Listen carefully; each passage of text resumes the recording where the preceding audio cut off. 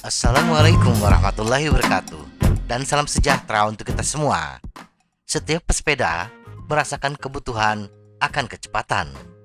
Jika kita seorang pesepeda yang rajin, bahkan hanya pesepeda pemula, dorongan untuk meningkatkan kecepatan bersepeda kita adalah hal yang wajar bagi semua pesepeda.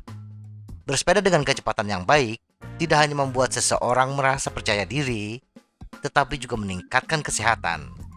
Membandingkan kecepatan kita sendiri juga bisa dijadikan tolok ukur kinerja bersepeda kita.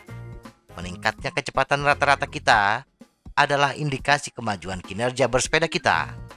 Memang benar bahwa kecepatan datang dengan latihan dan kesabaran. Beberapa faktor lain dapat membantu kita untuk bersepeda lebih cepat. Mengetahui apa saja yang menjadi faktor penentu kecepatan kita akan mengarahkan kita pada latihan yang terarah dan terukur. Setidaknya ada 3 faktor yang harus kita perhatikan dalam upaya kita meningkatkan kecepatan, yaitu pernapasan atau sistem kardiovaskular, kekuatan, torsi otot dalam memutar pedal, dan yang terakhir adalah kelenturan fisik kita dalam upaya meningkatkan aspek aerodinamis kita.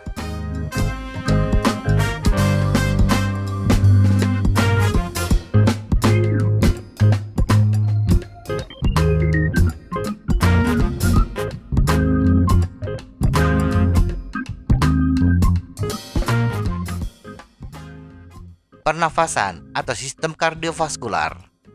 Memperkuat pernapasan kita sering dilupakan oleh pesepeda, khususnya pesepeda pemula. Mereka kadang-kadang termakan doktrin bahwa yang terpenting untuk meningkatkan kecepatan adalah kekuatan, atau dalam bahasa sederhananya, kekuatan dengkul.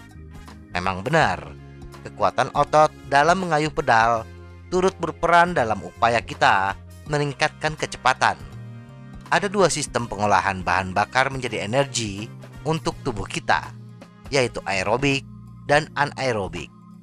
Aerobik didefinisikan sebagai berkaitan dengan, melibatkan, atau membutuhkan oksigen. Istilah ini mengacu pada penggunaan oksigen untuk memenuhi kebutuhan energi selama latihan melalui metabolisme aerobik secara memadai. Sedangkan anaerobik adalah proses energi yang tidak membutuhkan oksigen. Proses aerobik sangat bergantung kepada pernapasan dan bisa dilakukan dalam durasi yang lama. Sedangkan proses anaerobik akan digunakan bila kita menggunakan kekuatan otot dan hanya bisa bertahan dalam durasi yang pendek. Dari sini, kita bisa pahami bahwa memiliki pernafasan yang baik akan menghasilkan kecepatan rata-rata yang tinggi, karena kita bisa mempertahankan keluaran daya dalam durasi yang lama. Kekuatan. Bersepeda adalah olahraga kekuatan. Daya atau power adalah gaya dikalikan kecepatan putaran pedal. Kekuatan atau pulse adalah jumlah usaha yang kita lakukan ketika memutar pedal. Bersepeda membutuhkan kekuatan kaki. Pesepeda yang memiliki kekuatan kaki yang besar akan mampu memutar pedal pada gear rasio yang lebih besar. 2 pesepeda yang memiliki cadence yang sama tetapi menggunakan gear rasio yang berbeda akan menghasilkan kecepatan yang berbeda pula. Pesepeda yang mampu memutar pedal pada gear rasio yang besar dengan cadence yang sama akan lebih cepat dibandingkan pesepeda yang hanya mampu memutar pedal pada gear rasio yang kecil.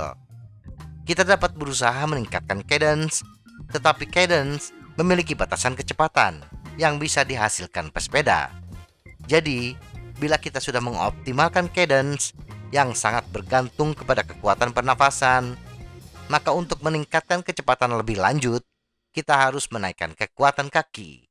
Tidak seperti cadence yang memiliki batas atas, kekuatan kaki bisa dikembangkan lebih tinggi. Tetapi harus diingat, kekuatan kaki yang mendorong pengerahan sistem anaerobik hanya bisa bertahan dalam durasi yang pendek. Itulah kenapa penggunaan kekuatan kaki mengayuh sepeda dengan cadence tinggi pada gear rasio yang besar hanya dilakukan oleh pesepeda menjelang garis finish, atau hanya dilakukan oleh pesepeda time trial yang panjang lintasannya tidak terlalu panjang. Latihan untuk meningkatkan kekuatan kaki bisa kita lakukan dengan latihan beban, terutama melatih otot bagian paha, betis, dan bokong kita. Di samping latihan beban, kita juga bisa meningkatkan kekuatan dengan melatih daya tahan bersepeda. Semakin lama kita bersepeda, maka kekuatan kaki pun akan semakin meningkat. Kelenturan. Pada taraf tertentu, pesepeda membutuhkan fleksibilitas karena dua alasan utama. Agar mampu bersepeda dengan posisi seaerodinamis mungkin, sehingga akan meningkatkan kinerja dan kenyamanan, dan pada akhirnya akan meningkatkan kecepatan bersepeda. Kedua, untuk membantu pemulihan otot dan mengurangi kemungkinan cedera, ketegangan sendi, dan nyeri. Selain power yang kita kerahkan untuk meningkatkan kecepatan bersepeda kita harus mengurangi nilai hambatan yang ditimbulkan ketika bersepeda. Hambatan terbesar dalam bersepeda, khususnya di jalur datar, adalah hambatan udara. Bersepeda dalam posisi yang lebih aerodinamis akan menurunkan nilai hambatan udara, sehingga kita hanya membutuhkan power yang lebih sedikit untuk kecepatan yang sama. Nah, bila sisa power tersebut kita manfaatkan untuk meningkatkan kecepatan, maka laju sepeda pun akan semakin cepat. Dengan kata lain, bersepeda dengan power yang sama akan menghasilkan kecepatan yang lebih tinggi bila hambatan yang harus dihadapi lebih kecil. Pesepeda yang memiliki kelenturan tubuh yang bagus akan mampu menghasilkan posisi bersepeda yang lebih aerodinamis. Kesimpulan. Jadi, untuk meningkatkan kecepatan bersepeda kita harus mengetahui apa saja yang menjadi faktor penentu agar kita mampu memilah latihan mana yang harus kita dahulukan. Sistem aerobik adalah cara yang paling banyak kita gunakan untuk mengolah energi dan bisa dilakukan dalam durasi yang lama. Maka wajar bila kita memprioritaskan untuk melatih sistem aerobik kita, yaitu memperkuat pernafasan kita, khususnya yang terkait dengan otot-otot pernapasan. Kemudian, kecepatan juga erat kaitannya dengan hambatan. Dan hambatan terbesar ketika bersepeda di jalur datar adalah hambatan udara.